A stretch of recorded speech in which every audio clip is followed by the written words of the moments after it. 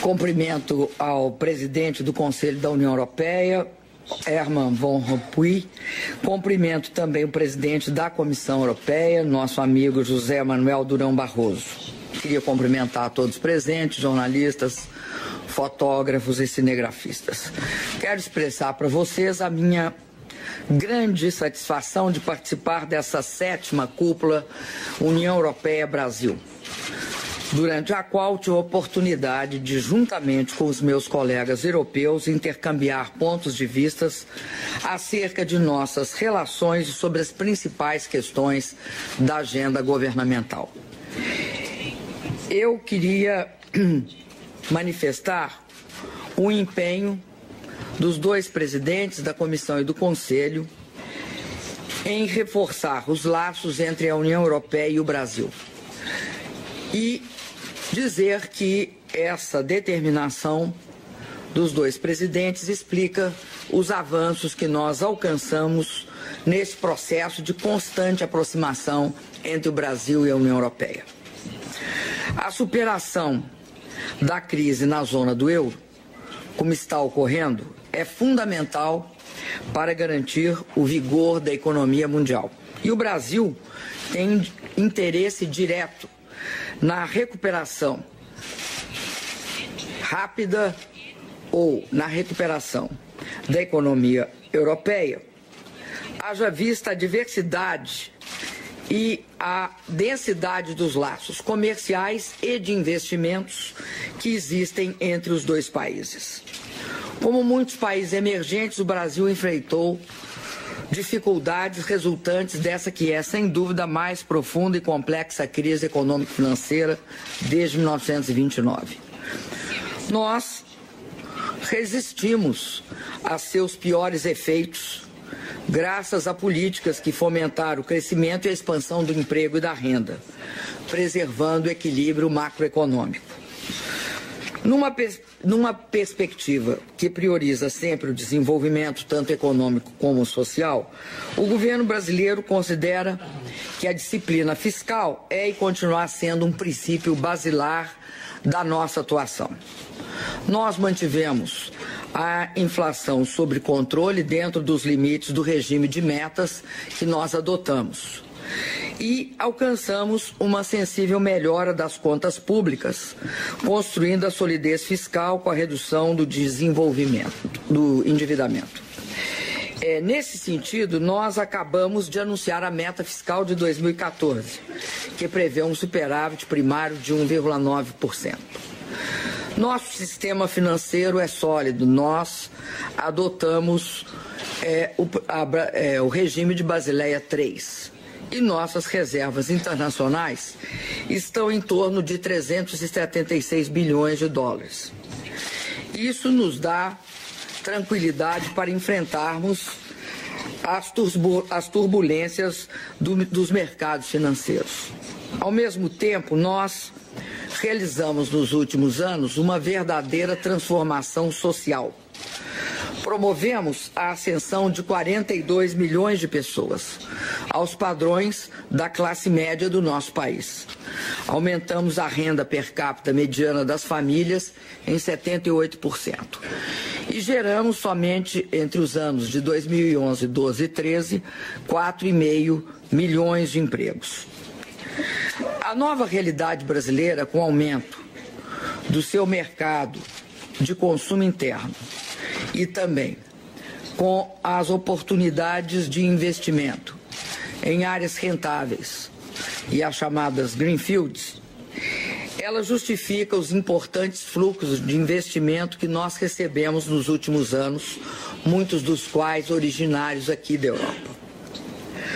Nosso projeto de inserção econômica prevê investimentos em áreas como logística, infraestrutura, energia e também área urbana e social.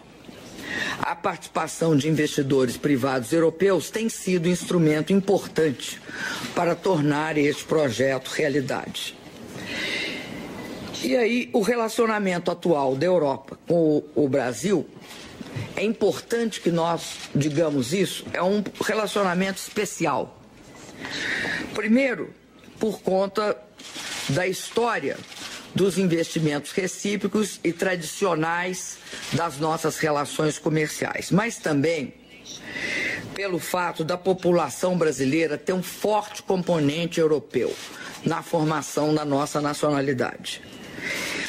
Todos esses fatos juntos nos levaram a assinar em 2007 o nosso pacto de parceria estratégica com a União Europeia. Ele tem por base também que nós compartilhamos valores comuns, como a democracia, o respeito a direitos humanos e um processo de crescimento e de desenvolvimento econômico baseado nas regras de mercado. Essa decisão foi acertada e contribuiu para nos aproximar. No plano do comércio e dos investimentos, é importante sinalizar que a União Europeia continua sendo o nosso principal parceiro. Em 2013, os investimentos europeus no Brasil alcançaram 24 bilhões e 500 milhões de dólares, mais de um terço do total dos investimentos que nós recebemos no período. Também o Brasil tem se consolidado como um importante investidor aqui na União Europeia. Diante dessa realidade promissora, nós gostaríamos de saudar a apresentação também que nós pretendemos que ocorra no período que começa com a nossa reunião técnica. Nós pretendemos que ocorra a apresentação de propostas do Mercosul. Mas eu volto a essa questão. Queria dizer também que nós estranhamos a contestação pela Europa na OMC, mesmo sabendo que é simplesmente consulta prévia, de programas que são essenciais para o desenvolvimento sustentável da economia brasileira. Eu refiro a dois programas, o Inovar Alto e ao Programa de Desenvolvimento Sustentável da Zona Franca de Manaus.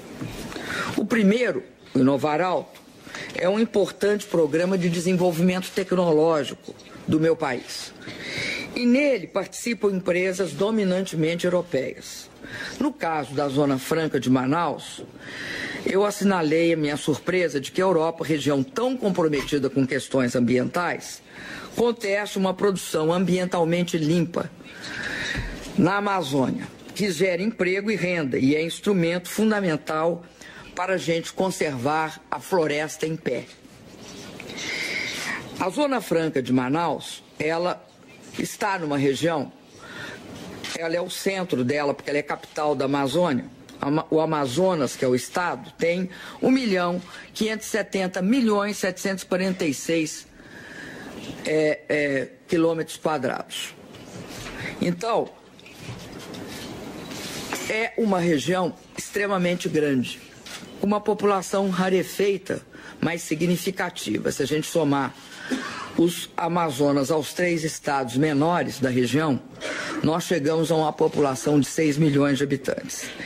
Essa população, ela precisa da Zona Franca de Manaus, porque na Zona Franca de Manaus se produz, não é uma zona de exportação, é uma zona para produção para o Brasil. E nela se gera emprego e renda para essa população, na área de indústria eletroeletrônica. Portanto, ela tem um objetivo, ela evita o desmatamento, que é altamente lucrativo, derrubar árvores plantadas pela natureza, é altamente lucrativo. E é muito melhor para o mundo e para o Brasil a área de produção de eletroeletrônicos. E, ao mesmo tempo, ela evita também a emissão de gás de efeito estufa, por ser uma produção menos ofensiva ao meio ambiente. Eu quero destacar que, além de ser uma grande região, é a maior floresta tropical do mundo, a floresta amazônica, mas, além disso, ali tem a maior volume de água doce do planeta.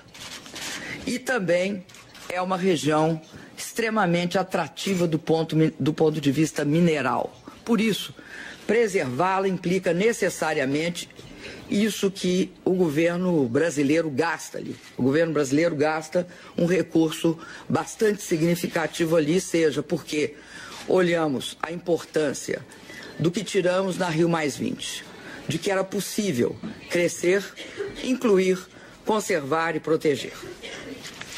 Por outro lado, hoje eu estarei presente na 7ª Cúpula Empresarial Brasil-União Europeia, cuja realização eu acho que é a prova da importância dos vínculos econômicos entre o Brasil e a União Europeia.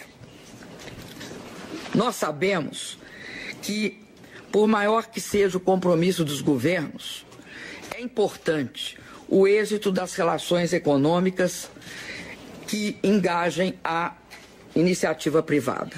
Por isso, reafirmei nesta reunião, junto aos presidentes, o meu empenho de levar adiante também a conclusão, como eu já disse, do acordo de associação entre o Mercosul e a União Europeia.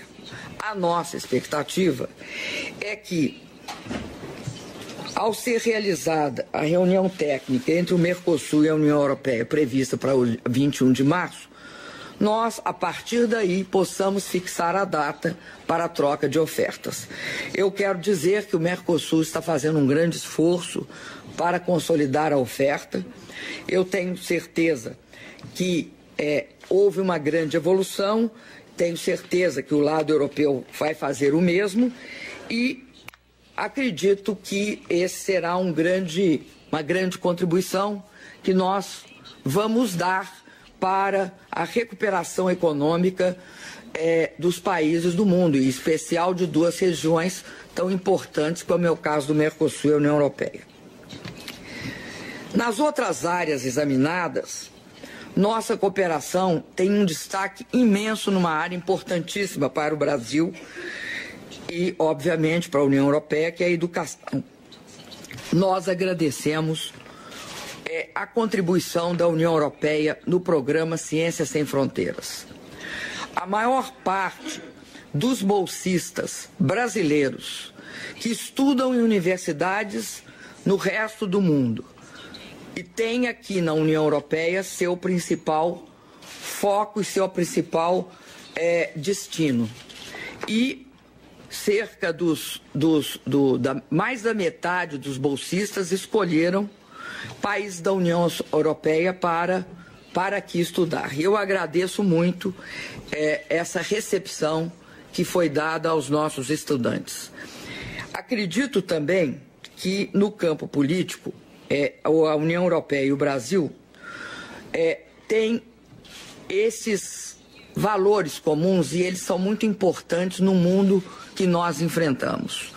A importância dada ao multiculturalismo, à democracia, à promoção da paz.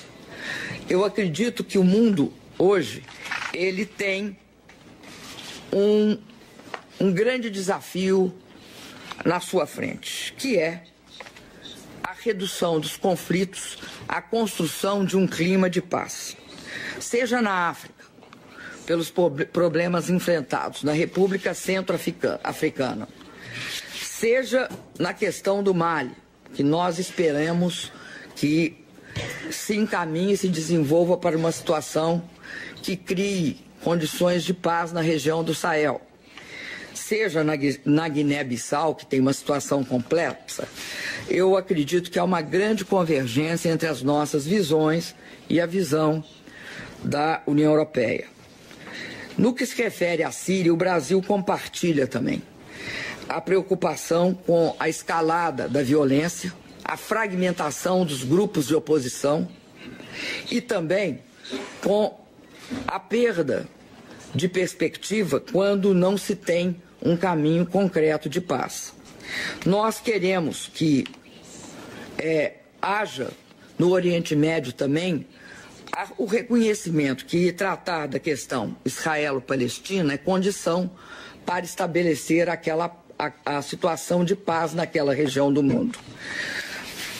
Queria dizer que o Brasil está engajado na MINUSTAH, no Haiti, mas que vê a a progressiva e cuidadosa retirada das tropas como sendo necessário. Nesse sentido, é importante que, além do Brasil, haja um engajamento das outras nações na questão do investimento nas condições de paz naquela região.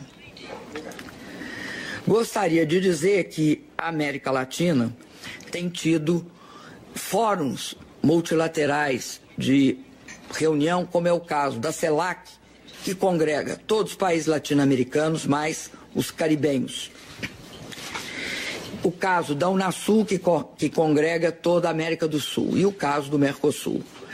Nesses fóruns, nós temos mantido uma ação no sentido, obviamente, de respeitando cada situação interna de cada um dos países, ter uma posição no sentido de garantir a eles o caminho sustentável para a democracia, de garantir o respaldo desses organismos multilaterais a essa trajetória por democracia. Isso vale para todos os países da região, seja aqueles que hoje buscam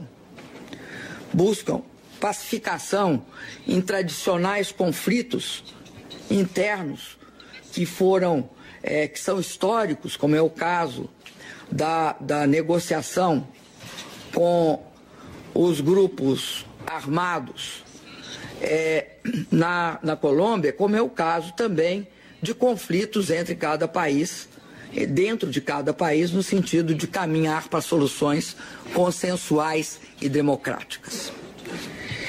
Queria dizer também que é muito importante para o Brasil concluir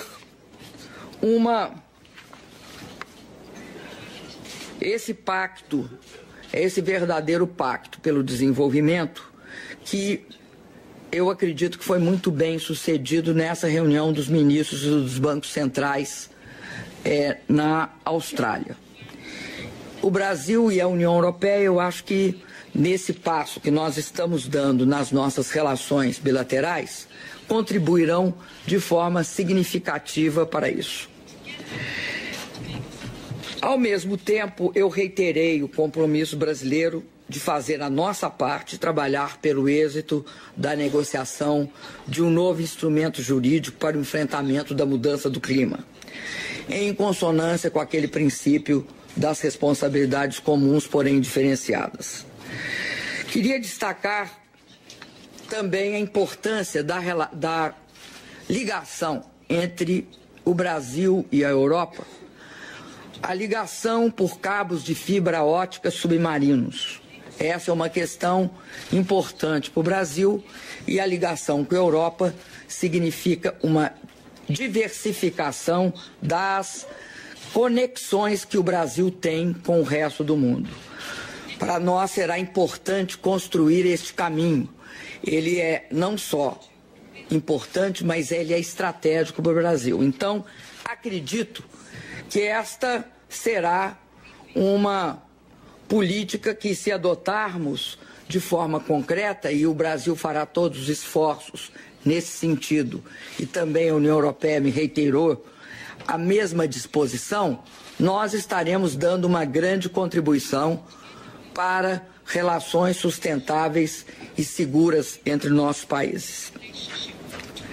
Aproveitando este assunto, queria dizer que nós coincidimos também na necessidade de desenvolvimento de uma arquitetura de governança da internet que garanta o direito à privacidade dos cidadãos, à privacidade das empresas, à neutralidade da rede, e o fato de que é fundamental utilizar esse espaço cibernético democrático, protegendo a liberdade de expressão e garantindo aos diferentes stakeholders desse espaço a governança dessa que é uma das maiores, eu acho, invenções da humanidade e que tem o poder de nos aproximar. Nós buscamos isso com a participação brasileira na reunião multissetorial global sobre o futuro da governança da internet. a realizar-se em São Paulo em abril. Ela não é uma reunião governamental, ela é uma reunião multissetorial. E isso significa a participação de cientistas da academia, significa a participação da sociedade civil e, sobretudo, significa a participação daqueles técnicos que têm capacidade de operação na internet. Nós compartilhamos a visão da União Europeia sobre essa questão e queremos dizer que, para nós, essa presença será muito importante. Como tanto o presidente Van Rompuy como o presidente Durão Barroso assinalaram, no Brasil nós vamos ter a Copa do Mundo. Nós chamamos a Copa das Copas, tem uma certa declaração de amor nessa Copa das Copas.